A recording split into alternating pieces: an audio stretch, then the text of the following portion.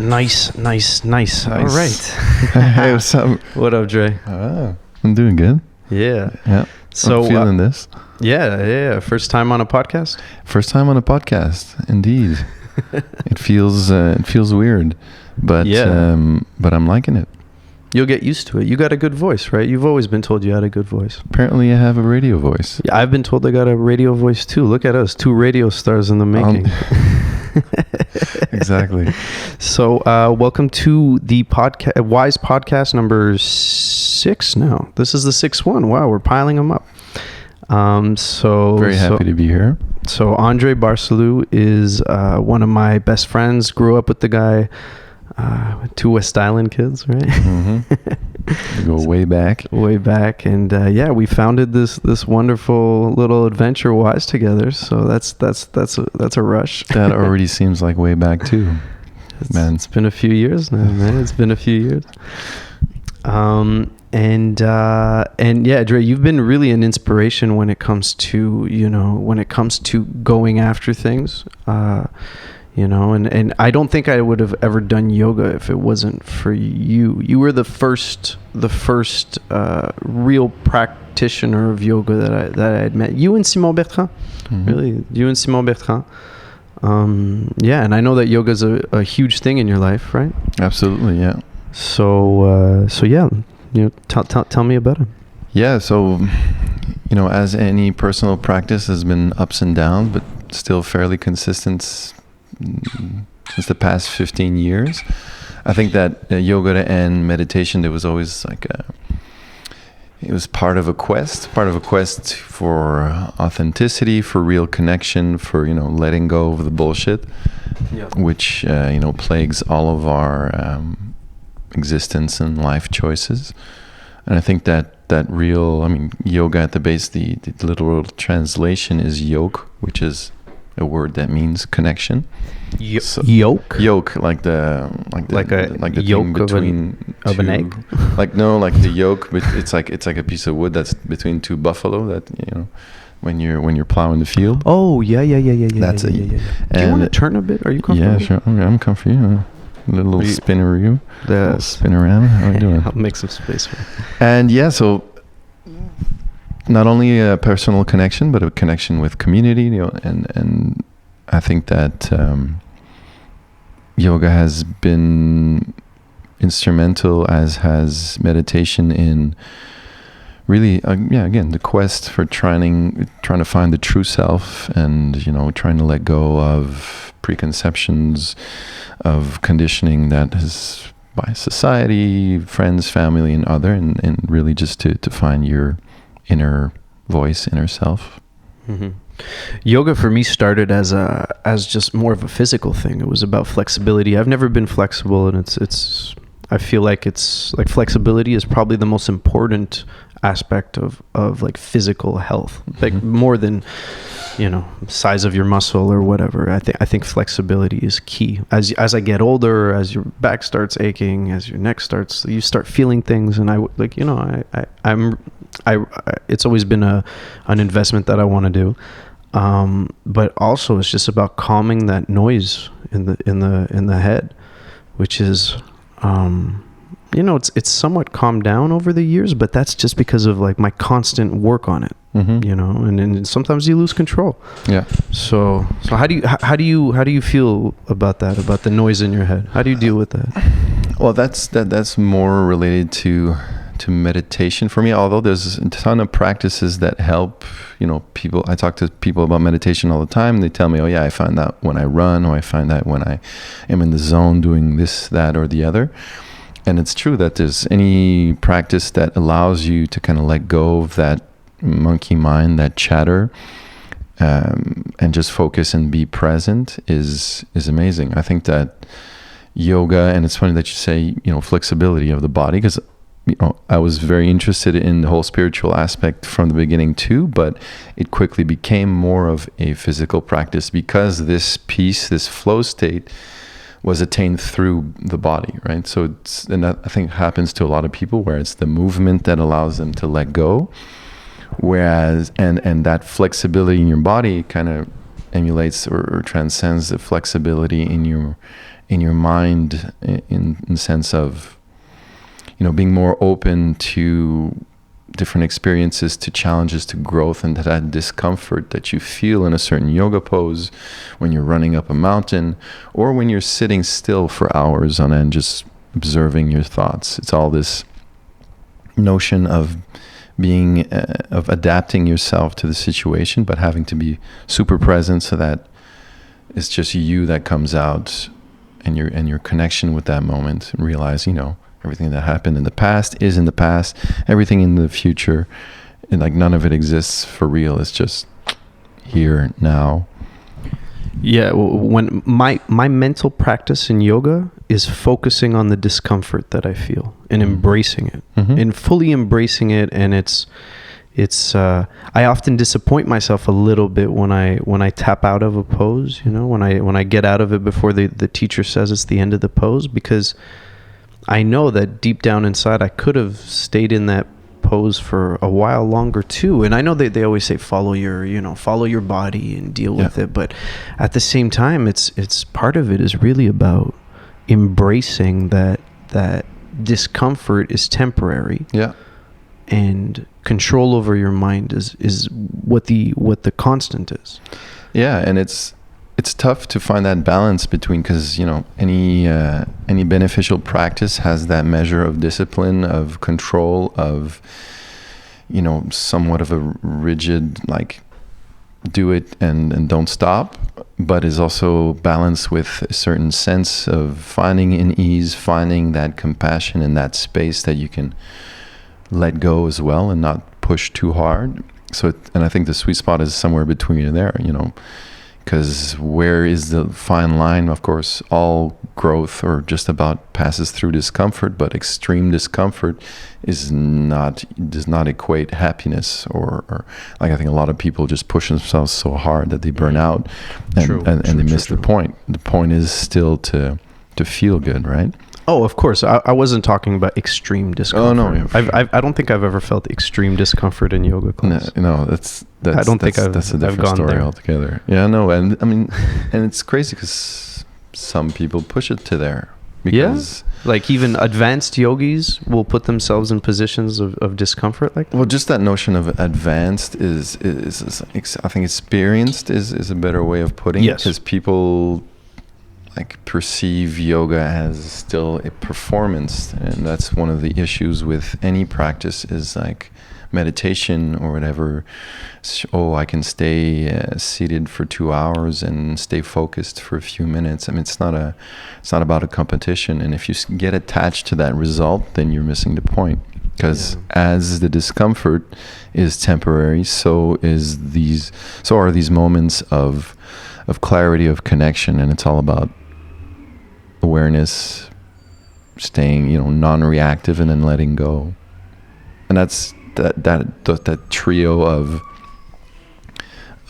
notions of awareness, equanimity, or that non-reactivity, and impermanence. Those are 3 pillars of vipassana. So the meditation I practice and have been practicing now for a few months, and I think those are some of the greatest life lessons that are applicable to just about anybody and everyone. It's in any situation, you got to bring it. You got to, like, just meditation. You have to sit there motionless and just observe sensations and thoughts. And you have to be there to not quit, not give yourself a break when it's not a torture session either, but again, that fine balance of finding your edge, of flirting with it, of respecting it, and then seeing what's on the other side. I think that's What have you learned about yourself through your meditation practice? I think one lesson that, especially the second time I went back, was not a lesson the second time, but the first time as well, is the quality or the attitude of your internal discourse. I think a lot of us are very, very hard on ourselves, And like, you know, if you make a mistake in life, or if you're going through a hard time, if you're going through a good time, whatever it is, if you perceive yourself as one of your best buds, somebody who makes a mistake will be like, okay, it's all right. People make mistakes, learn a lesson, move on. Or if they do something great, you can congratulate them. You're going to give them a tap on the back. And I think that was one of the things, is like realizing, you know, I'm a fairly benevolent and kind person at the base, and I was like, wow, I'm such a dick to myself. Right? It's just like, and you're just like, okay, just take it easy. And I think that's fundamental in how people treat others as well, and how you treat yourself. What do you mean by a dick to yourself? You know, just small things like when you're meditating. It's one of the moments where you can see the most clearly the what like kind of concepts or words you use to address yourself. And so let's say you start moving, or you're thinking of something else instead of the point of focus of your attention. And you're like, why are you thinking about that again? It's like, that's not here, that's now. Shouldn't be thinking of that. Come back here. And you're like, well, I didn't need to be so harsh. You can just be like, haha, you're thinking of that again. Why don't you come back to the body or your breath? And it's a fine line of attitude change, but that is a world of difference in your internal discourse, which I think has a lot to do with motivation, happiness, etc. It all comes down to, and that's where the power of daily affirmations comes from. It's like this: if you speak to yourself with that kind of attitude, then, and I think, you know, this scientific studies coming out on that kind of on the effect that your internal discourse has, and the effect that your own daily affirmations have. So if you're saying to yourself, I am strength, I am kindness, I am joy, and you repeat that to yourself, you condition yourself in a positive way, which I think is a huge part of being happy. Is like, instead of like attacking or trying to eliminate bad sides, it's cultivating the good sides. And then just naturally, these like internal chatter that is more negative will just kind of subside by itself as you're just replacing it with this positive conditioning, instead of because at the end of the day, we end up brainwashing ourselves with the thoughts that we have and the reaction to our thoughts. You know, the subconscious mind is always listening, and when you come down on yourself, there's sensation in the body, and there's a storing of that experience in you. So it could be, there's this concept in, I think it's a Buddhist concept or something related. It's just a simple way of expressing, like, life is always going to be tough. There's always going to be arrows being shot at you, and we're responsible for the second arrow that always hits the same spot. Let's say life shoots an arrow at you, hurts, something happens, you're like, oh shit, this is tough. And then the way you react to it, if you criticize, if you're too hard on yourself on how you react to that, you're just shooting a second arrow at that same spot. You don't need that second arrow. There's enough arrows in life, and you learn how to better deal with them if you eliminate that second one first, and just realize that the first one is going to be gone anyway. So that temporary, you know, that impermanence of all of the experiences of life. Oh, that's well said. That's well said. And it makes me think about what's that power of the negative thought? How is it that the entire world, pretty much everybody, is struggling with controlling negative thoughts? Where do they, what is it in nature, you think, that makes negativity so damn loud? And you see it in social media, you see it in everything. No one gives a positive review to a spa. Like, you get shocked when people leave positive reviews, right? People rather focus on the negative. And I know that some parts of my life, you know, where negative thoughts are so much more like, if you don't resist, they flow incredibly. You know what I mean? Yeah. And it's as if sometimes positive thoughts require more work than negative thoughts. And And the thing is, I always found that I always thought I was like relatively happy. You know, I have no real reason to be sad. Right, I'm alive. My family's doing well. Everybody's healthy. I mean, I'm living a dream. I'm in control of my life, right? More or less. Certain things out of my control. Certain things that bother me, and unfortunately, those little things seem to. They have an easier time transitioning, like flowing into your thought process than all the great things, natural things that are happening, right? Like every day should be a reason to wake up and smile, right? Like literally smell the roses. But it's fascinating why these and I find everybody's dealing with that, and that's where artists, like, they put in the work into the art to deal with certain negativity. And like, have you ever put any thought into that? Definitely. I think there's a large part of that's cultural. Like there's that's the Russian Jew in me. No, in the sense that, like, in this modern age of everybody's opinion is supposed to matter, people tend to, validate themselves through criticism and being overly critical and not seeing, like, and just being like, I'm allowed to criticize, and so this is how I choose to be heard. And that like, I've heard this concept, la culture de l'indignation. It's just being upset about everything all the time. And I get, like, it comes from that right that we have. It comes from a positive thing of, social media and everybody's being able to voice their concerns or their passions or whatever. But I think that's just like the negative side of it. I think for that there's still a lot of.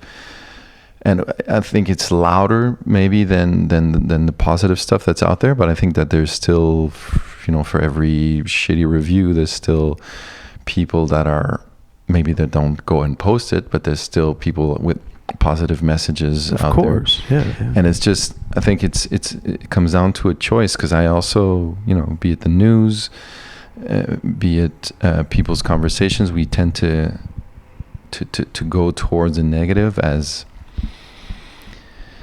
I don't know. I think it's partially like a little bit laziness, like kind of, I don't know. We don't cultivate gratitude daily. We tend to, like, this whole, it takes a lot of space, the negativity in social media and traditional media and all that. And it comes down to this kind of conditioning from the public sphere and also internally that a lot of people are just not happy, because they don't take time to observe the shitty parts of themselves that they should accept. So when they see something shitty, instead of seeing it as, a reflection of what they're refusing to go through or to accept, they choose to attack because it's fear of their dark side that makes them lash out at other people's mistakes or other people's, instead of treating other people with compassion, the compassion that they don't have for themselves, because they're they don't accept the dark sides of themselves. I think that has a huge part of it. So it's like a huge psychological and personal work that people aren't willing to do, and a huge cultural part that it's like accepted that everybody's opinion matters. And like, I think that everybody could have opinion. You got to be informed if you want to give an opinion, and if you have an experience that you want to share, it's great. But, like, put a little grain of salt in there and accept. Example in scientific debates that no, not every opinion is the same. That's why we live kind of in the post-truth era, right? Everybody can say whatever they want without any consequences. Well, I mean, if people are sharing positivity, I think that's great. I think that would be great. I to tell you the truth, most of my concerns about positivity and negativity are more just, they're kind of limited to my head. To tell you the truth, I think society is.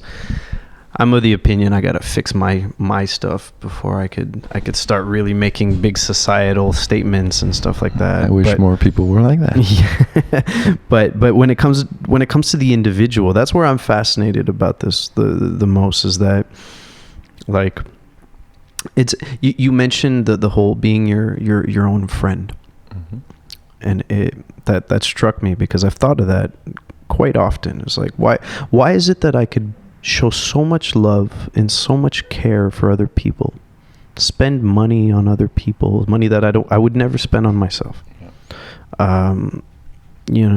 Somebody's coming over for dinner. Oh, I'm gonna make sure that everything is pristine, and I'm gonna make sure that they have the time of their life. And like, why is it that I don't show myself that care?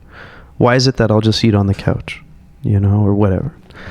And it's a fascinating concept of like, what does self-care truly mean? Is it adoring yourself? Is it having like I don't know. I mean, that's a good point, because there's that fine balance too between self-love and I don't know, narcissism and the pure ego, right? So, which might seem like it's in the same direction, but it isn't. Like, I think that narcissism and the ego and all that there's a lot of falsitudes that come into that, because you make an image which is not representative of reality. Whereas self-care, I think that passes through a lot of just truth, trying to see things exactly as they are without anything around it. And I think that our tendency to give care, even if we don't necessarily to ourselves, is that it comes from a good place. I think it comes from a place of, sure, maybe lacking somewhat of self-love and self-care, so you want to give it out so it comes back to you in a certain sense. But is that why I'm nice to people? That scares me if that's why I'm nice to somebody, that I can't love myself enough, so I'm going to love somebody externally enough so that they'll love me in return, and then I'll get my love fix. Well, I don't think it's sad. I think it scares me, man. There's a lot of scary things when you start going deep into yourself. I think that everybody wants and needs to be loved. So at the end of the day, that's not an issue. It's just, the missing piece is often genuine self-love. And genuine self-love, I think, comes from, authentically looking at yourself with the least amount of filters that you've built throughout your life. And for me, meditation is hugely that. Is seeing, then, like, you're sitting there, you're observing all kinds of stuff, and you're like, oh, this thought or this veil keeps coming back up, and you're able to kind of see the quality of it and be like, no, I don't need that. That's not truly how I feel.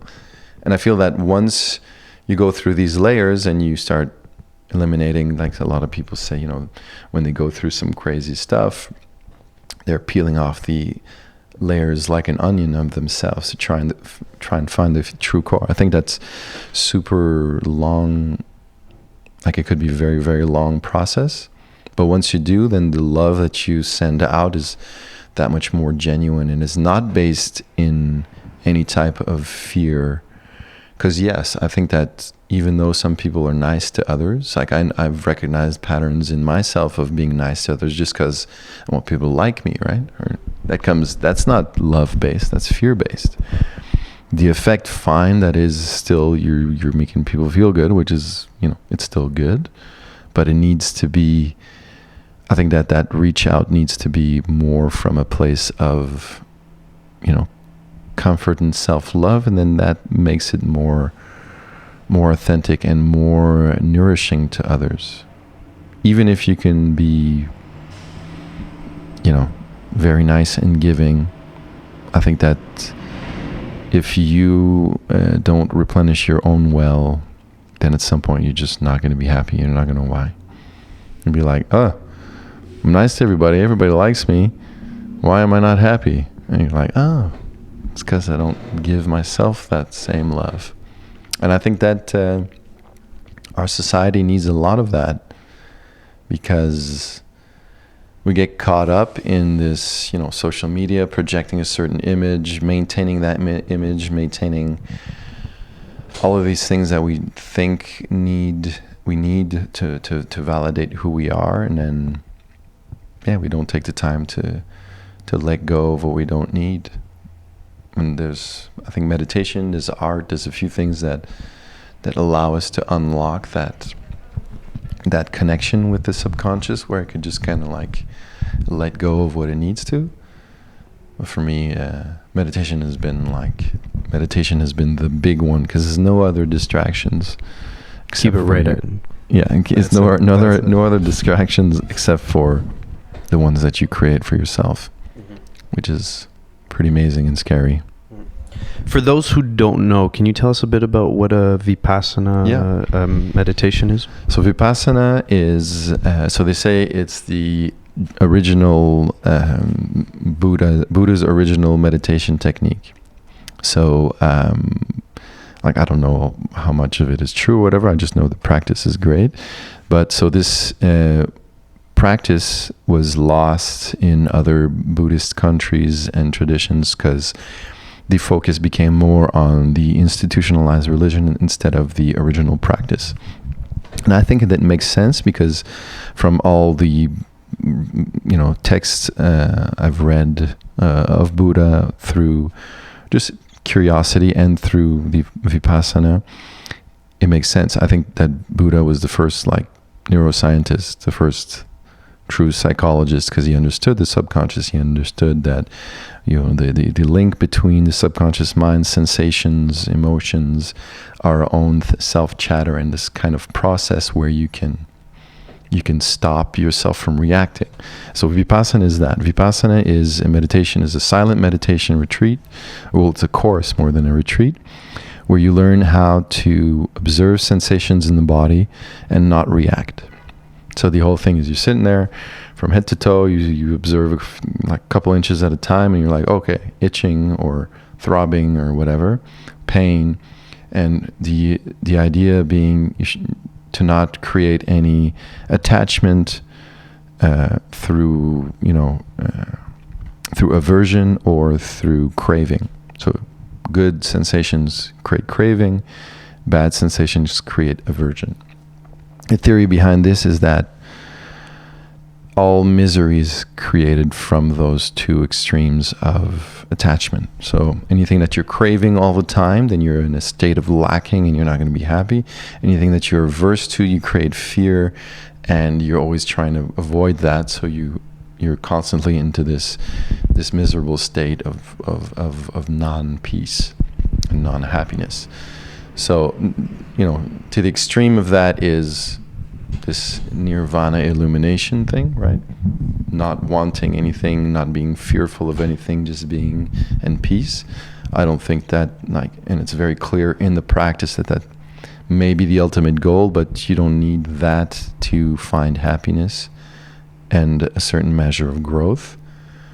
And so essentially the theory behind is you have stimulation in life. So your five senses, and the sixth source, which is your own thoughts. So you're just creating something completely. That experience is then categorized as negative or positive by your brain. So somebody insults you, your brain says that's shitty. You have a sensation in your body. So it could be a stress, could be a fear, could all kinds of sensations and emotions are related. And then that sensation, you create aversion or attachment to. So this dude insulted me. I categorized that as bad. I felt shitty in my body. I was like, I really don't like that. That's what my subconscious remembers. So next time I see that dude, chances are I'm going to feel that sensation. Even though he didn't say anything to me, I feel that sensation. And I remember aversion. I remember, I don't like this dude. Even if 30 years have passed and he's maybe an angel now. And the practice is then eliminating the reaction to the sensation. So you're sitting there and all your past aversions and cravings come out through the body. So you're like, anxiety, I know, and it creates really a mind-body connection that I have never felt before. It's emotions that we all, when you're stressed out or whatever, often it's stomach, or something's going on in the abdomen. You feel tight, you're nauseous. Everybody can feel those, like the extreme versions of that emotional state and body state. But the practice then brings you deeper to more subtle states where you can really let go, or just be aware of that happening, of being like, oh, okay, I'm scared shitless right now. And instead of being like, getting into a loop of fear if you're afraid, it's just being like, oh, no, I know that. It's okay. Because the whole concept is, again, awareness of the sensations, equanimity, which is non-reaction, and being equanimous because you know that it's not going to last, because anicca, because everything is impermanent. And I think that, the only truth that, no matter your walk of life, no matter your beliefs, the only universal truth that everybody can agree on is change, is the impermanence, is from any scientific truth to a spiritual reality. It's like everything is always moving, everything's always changing. So I think it's a huge source of comfort to realize that even the worst pain that you're feeling emotionally or even physically, eventually it will pass. Even if that pain is so extreme that you're going to live with it all your life, well, when you die, it's gone. But most pains or thoughts or emotional states don't last longer than a few minutes, a few hours, a few days, a few months. And the sooner you realize that, the easier it is to let it go and just let the cycle continue. When during one of your practices did you feel that feeling of let go? Because I'm assuming that when you walked in, you came in with a lot of anxiety, right? Like how long are the practices? It's like 10 days? Right? So the initial course is 10 days. 10 days of silence. Yeah. So you can talk to a little bit to the teacher. You can talk to the like the management if there's any like material issues. But yeah, you're sitting, 8-9 hours a day. And the truth is it's just like constant cycles. So it depends. Yeah, it depends what you're bringing in. I was lucky enough to have a dedicated yoga and meditation practice for years before, so I felt prepared to go deep. But as anybody else, you go through sometimes where this is unable to concentrate on, the object that you're supposed to focus on, which is either your breathing, this little space under your nose here to sharpen your focus, or the sensations in your body. And you have these moments where it's just like everything seems clear, you have this full body experience, and you feel amazing. The trick is to not get attached. Again, the grand lesson is not to get pissed at the moments where you're not focused or sad or anything, and not be happy or overly happy or attached when you're super focused. It's just to live it and let it go. I seem to have this image of like a muscle, a tense muscle, in that after a massage session, right? Eventually, it really does loosen up. It just lets go. Yeah. I've had pressure points just let go suddenly, and all the muscles around the pressure point, they just let go. Yeah.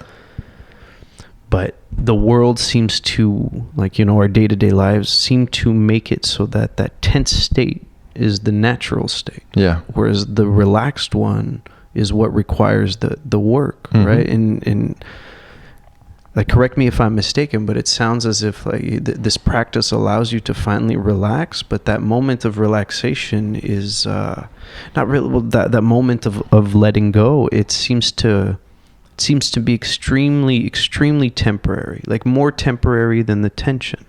That the tension has a much easier time staying than the relaxation, hence why it requires such a practice to stay in that relaxed state. Definitely. And I think that relaxation is great. I think that a lot of people misconceive a meditation retreat as a relaxation retreat, and it's far from it. But yeah, of course. I don't see it as you can get that let go state. That let go state. You can get it even in the moments of worst tension and pain. That's the key, right? Because you're letting go, even if you're going through some crazy. Yeah. Of course. And that was probably one of the biggest lessons, is that capacity of resilience that we have.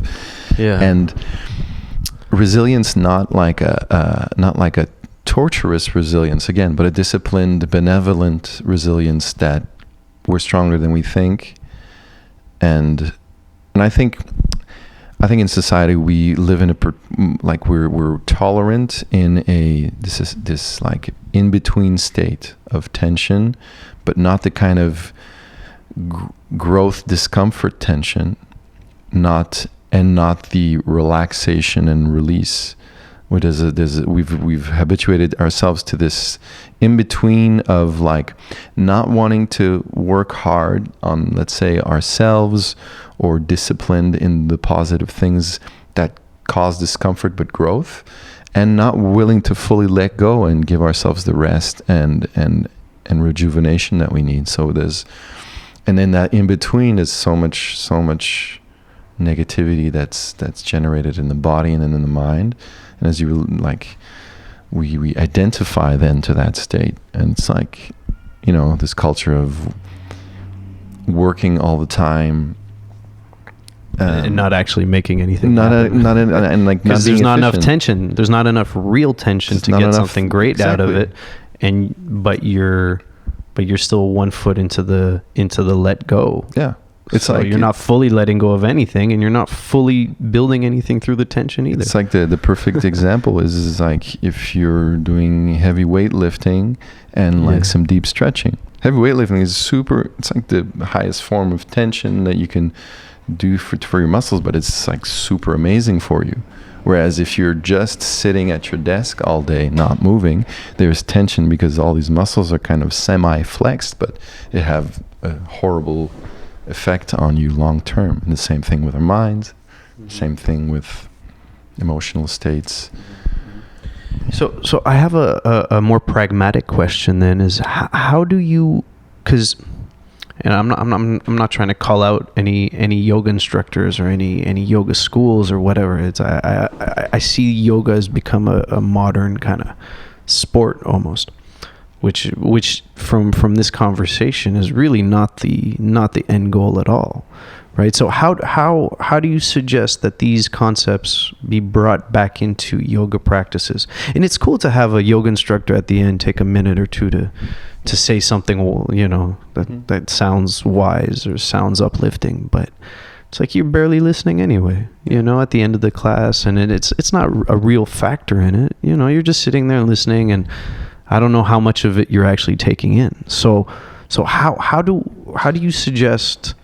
I mean, this might be a really hard question, yoga revolutionizing question, but how do you see merging those two worlds, the worlds of deep spirituality and deep, let go and like Eckhart Tolle says, he says that you have to give up the what's the term? You have to stop resisting, right? So how do you mix stop resisting with a very like strong physical practice at the same time? That's a very good question, because I think that like a lot of people go towards yoga for that. Again, they do find that flow state through the body, and I think that's the body is still a great gateway towards spirituality. And I often joke about yoga as, for me being kind of a gateway drug towards meditation, towards mindfulness, but it took a while.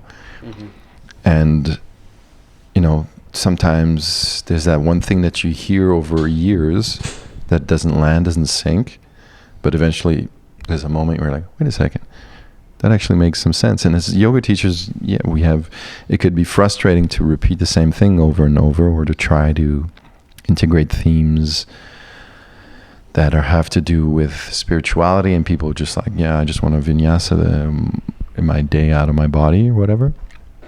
But eventually whoever's ready to hear it and to receive it will, as long as you're offering it in an authentic way. And I think that it's dangerous to get frustrated at, like, I don't know, cultural appropriation or or the commercialization of yoga.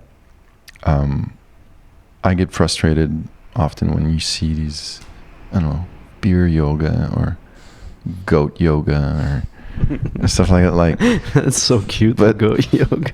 And I mean, at the end of the day, there's still more people that know about it.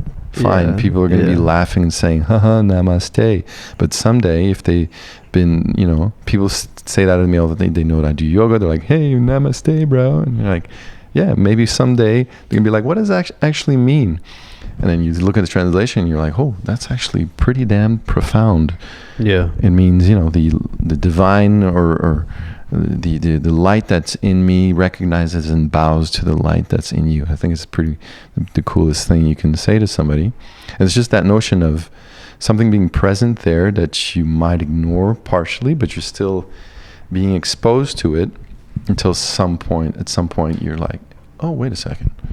But that said, I think definitely there could always be more focus on spirituality in yoga classes, and I think that is a responsibility that that teachers do have. That I was thinking maybe I just got a flash, but if during every pose the instructor would say, okay, well, now we're going to focus on our big toe. How does your big toe feel? And that was the emphasis of each pose, that once you get into the pose, you hold it, and then the instructor brings an emphasis not on, keep your hips like this and keep your back straight. And because I've noticed most instructors will name like 3-4 things to do within a pose, which is and it seems like it's just part of their natural flow, right? That they just, it almost seems rehearsed a lot of the time. Yeah, well, it's still, it's a physical practice. It's a lot based on biomechanics. And what's good for the body. Yeah. So I'm not criticizing they have to do that, but I would put an emphasis on like, okay, we're all in the pose, we're all here together. Okay, now how does our middle finger feel? And just subconsciously get people to start focusing on one little thing and then another little thing, and then. If you focus on the little things for an hour like that, I'm assuming that inevitably it'll have an impact on what you're focusing on after. Yeah. Or at least the message at the end of the class will be, you'll tell them, hey, now focus on the little things in your life, and feel them, and maybe it'll make more sense.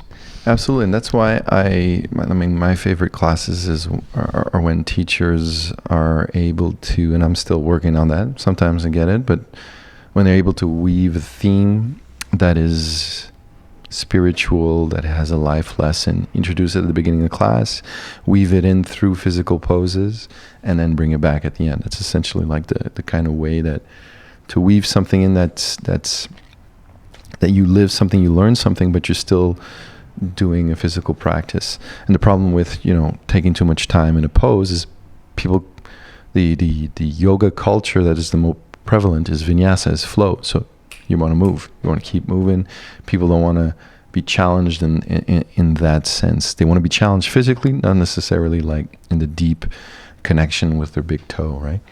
So you have more time to do that, let's say, in a yin class, so deep stretching. And I think yin is one of the practices that prepared me the most for vipassana, because it's that discomfort, holding a pose for 3 to 5 minutes, and then being like, oh, you're feeling subtle sensations, you're feeling intense sensations, and everything in between. And that's it. So that's why teachers focus more on physical cues, because you want people to be safe in your class, especially if you're moving relatively quickly. Yeah, of course. And that's why it comes down to time. It comes down to, but also a little availability of people's minds. But I agree that there should always be some space for that, and that's why shavasana at the end, everybody's lying down, everybody's still. That's one of the perfect times to start to weave in this kind of full body awareness, that kind of let go, or that everything that we spoke about. Yeah.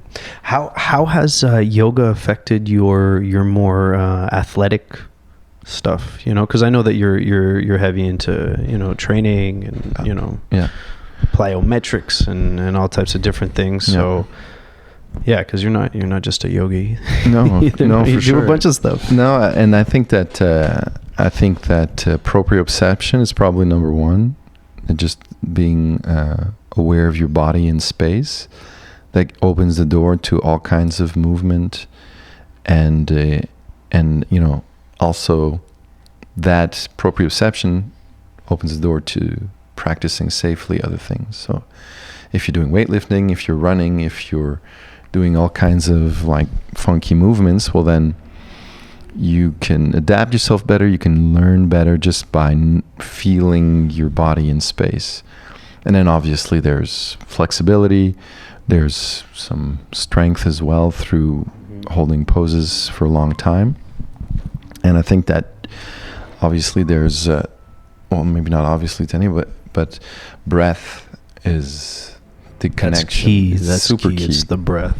It's the breath. I felt that in cardio and weightlifting and all of that. In all of that, it's just about the breath, and it's really about being able to recenter sometimes, and just how you catch your breath, how to explode properly, how to breathe when you're exploding, like whether you're jumping off something. It's and the breath as a teacher too. It's like you're winded, or you know, your breath is short, your breath is deep. It reflects both your mind and body state, and I think that, you know, it's kind of the glue between your mind and body is the breath, because the breath is one of the rare things one of the only or rare things in your body that has to do with both the parasympathetic and sympathetic nervous system. So the stuff that you have control over and the stuff that you don't have control over. The breath is that. It happens no matter what, but you can control it too, which is crazy, right? Like, yeah, I never thought of that.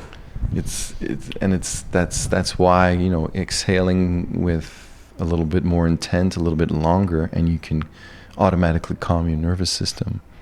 So if you know, when people tell you to breathe when you're nervous or whatever, it has a lot to do with that. And just through the breath, through flexibility, through linking breath and movements, there's also just all kinds of effects on the other systems in your body, be it, you know, cardiovascular system, nervous system, lymphatic system, all these things that have benefits on your health from day to day, but obviously have a lot of benefits in other physical practices too. Cool.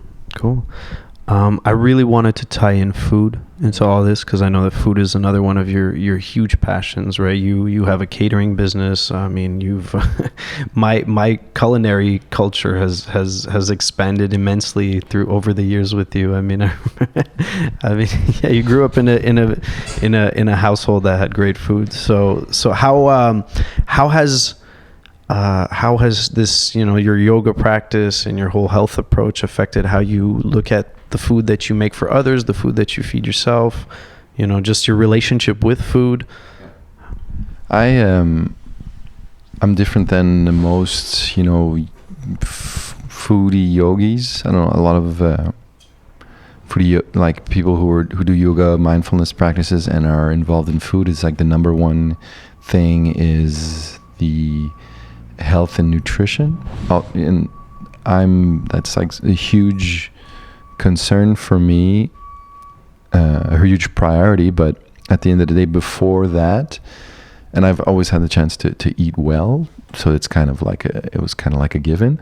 But for me, it's always been the experience around food that really is the power behind it. Of course, through my family, I mean, through my grandma and mom, on my Italian side, it's good, like food that is delicious. And yes, it's almost always nutritious, because we weren't like, you know, we wouldn't be eating crap, but it's how it brings people together. So it started with a social aspect, so that, and I think that's why everybody recognized us in the family, so my brother and my sister, as the food peeps, is because we always brought people together through food and through that passion of eating something delicious, of taking the time to really give. And I think that's, we're talking about giving love and sharing moments, and, you know, food has always been that for me. It's been the opportunity to give and to give some joy to people who I care about. And that's always been number one.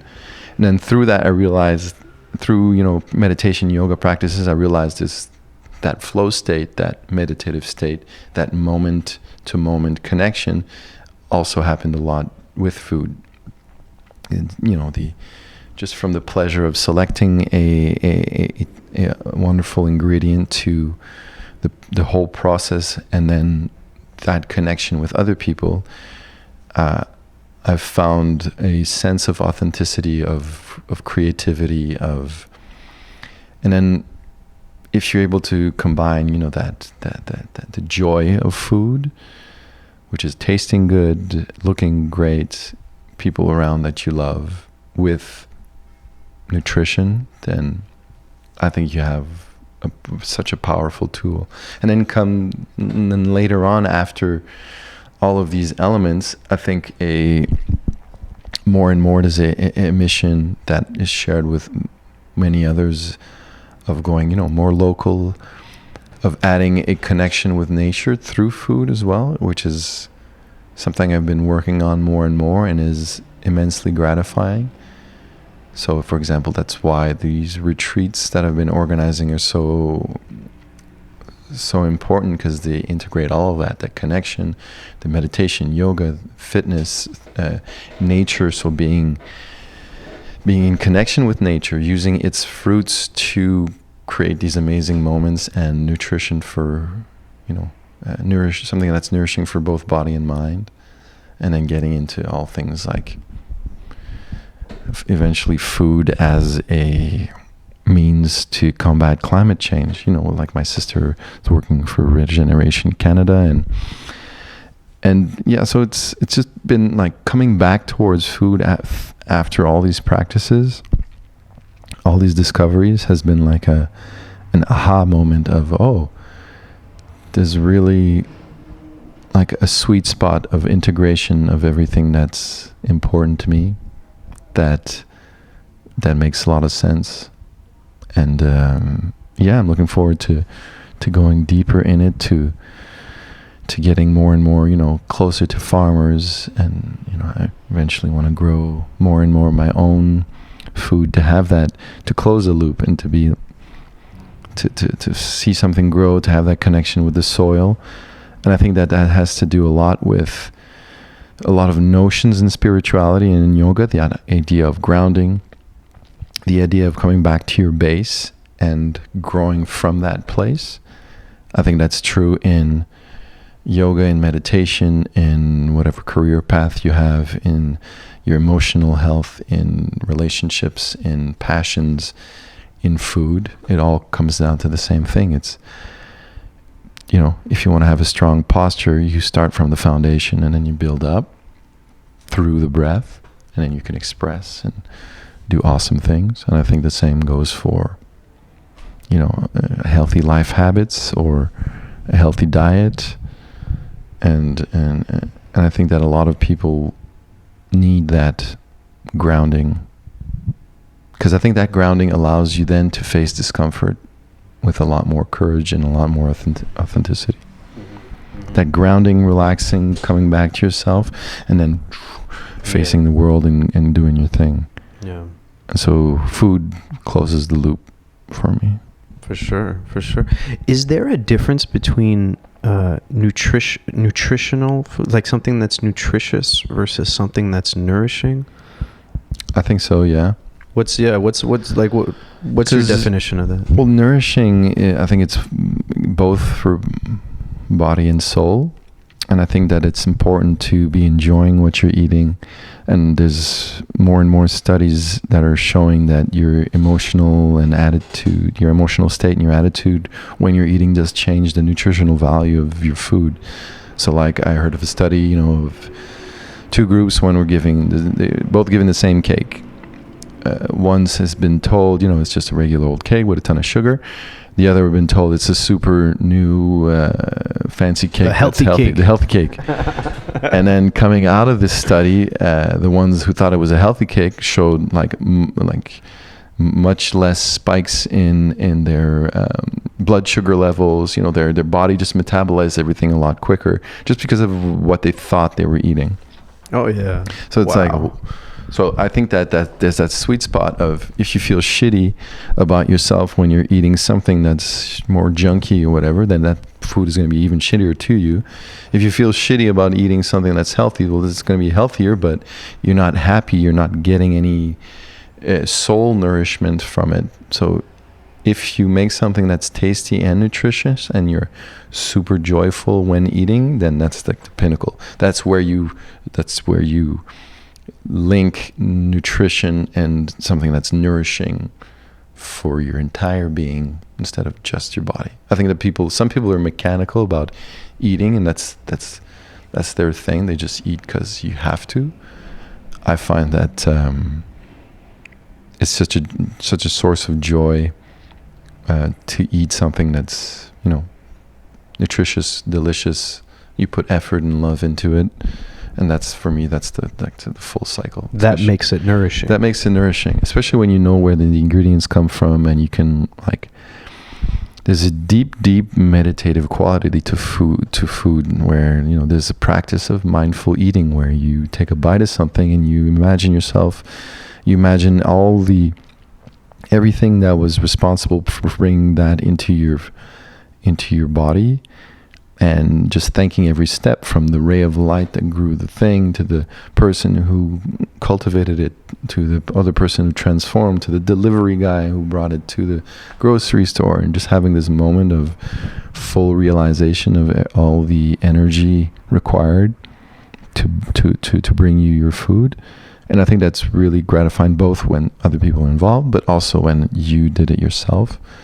There's really that state of connection that I think we're all craving, but we don't know how to find. And I think that's why yoga is so important too.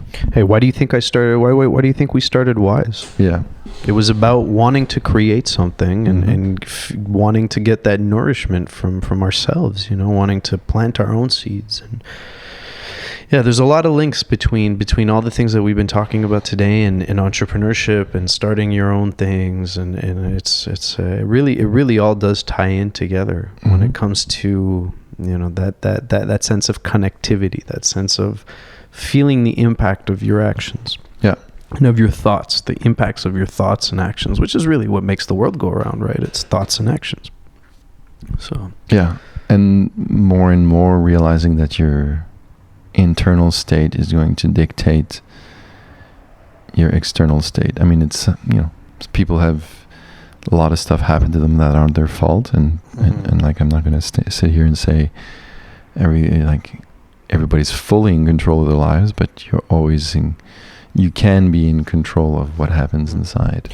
The more I think about it, I really I feel like the education system is failing us from a spiritual side, and maybe that's parents' job, but how do most people feel about school? You know what, I won't even speak about most people, I'll just speak about myself. When I think back to school, I had good moments with my friends, I had very interesting moments of learning, but I had a lot of stress.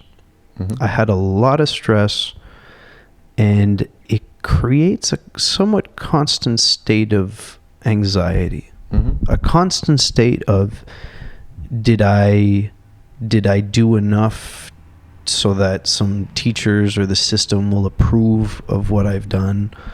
Have I done enough to satisfy my parents? Have I done enough to not fuck up the rest of my life because I won't get into the university that I want to? Yeah. Or will my GPA be good enough?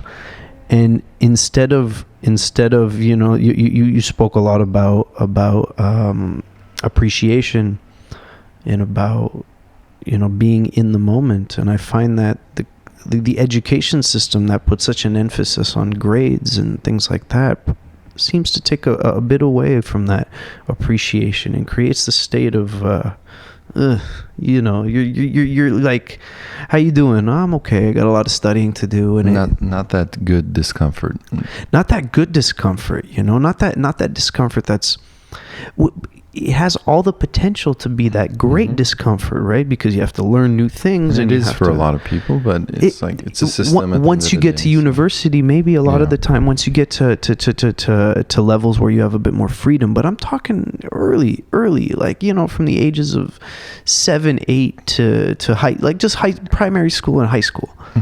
You know, how I think, because that's, I think, where characters are developed anyway, right? By the time you get to university, you're already an adult in most cases, and attached to your beliefs, and to the way your brain works. But yeah, I remain hopeful, especially seeing, you know, more and more schools integrating meditation and yoga to the curriculum. I saw meditation instead of detention, which is a good idea. So that's, you know, it's still far from being widespread, but I think that the hope for me through all of this is practices like yoga, meditation, mindfulness, affirmations, etc., have passed from just the hippy dippy bullshit, kind of new age, whatever, to actually being validated by scientific studies, be it neuroscience, be it just like psychological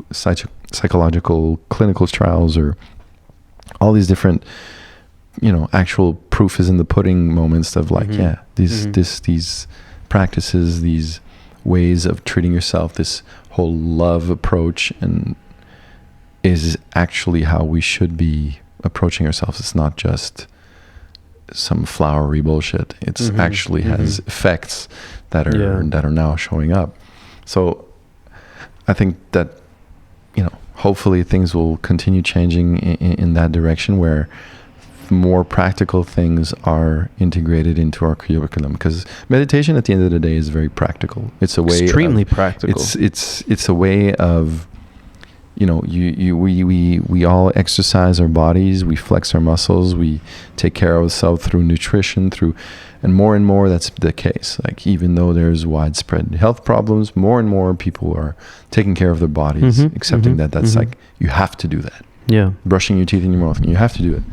And I think more and more, eventually, meditation is going to take the same place, in the sense that that's just cleaning your apartment. You got to sweep up there. You got to open up the windows, and you got to let some fresh air in there, and you got to figure out how things are organized. And but it's not even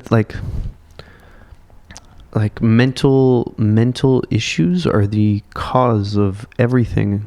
Like mental, like positive things and negative things are the cause of everything. And most kids go through the education system, and I certainly didn't come out of the education system with emotional intelligence. That never came from the school system. That came as a byproduct of having to deal with teamwork and having to deal with disappointment or achievements, but it never came from, hey, today, guys, we're going to discuss like how to deal with stress. You know, you're 14-year-old kids, and you're stressed out, girls, boys, parents, friends, social media, and we're going to teach you how to deal with stress now. Yeah. And it comes down to, again, practicality of that. I think it's, even if it's like kind of up in the air, it seems up in the air, it's still very practical. It's it's a huge life skill. It's the same thing why they want to reintegrate home ec to curriculum, because kids don't know how to do shit. They don't know how to cook an egg, right, when they come out. Or that's obviously partially because whatever at home, the parents and etc. But those are still skills that you can learn. How to make a budget, how to like. The only time you talk about finances and, you know, spreadsheets or super basic things that you don't need to take 3 years for. The only reason you're going to ever look at that is if you're in business school. People wonder why students are, you know, horribly in debt and don't know how to manage their finances and don't know how to make a budget or just calculate their taxes. It's just all these like from that, which is like the extreme of practicality, I think, to, you know, the softer life skills like emotional intelligence, or how to properly take care of your own home, or how to build something, you know. I think those are things that would drastically change the education system. We get pretty deep up in here. Well, hey, we've put in over an hour. So yeah, this was great, man. Thank you, Dre, so much. Really, pleasure, thank you for this having was a blast. me. We'll do it more. Yes, I would love that. Yeah. We're gonna do some live meditation next time. Perhaps. Yeah. All right. Cheers, man. Cheers.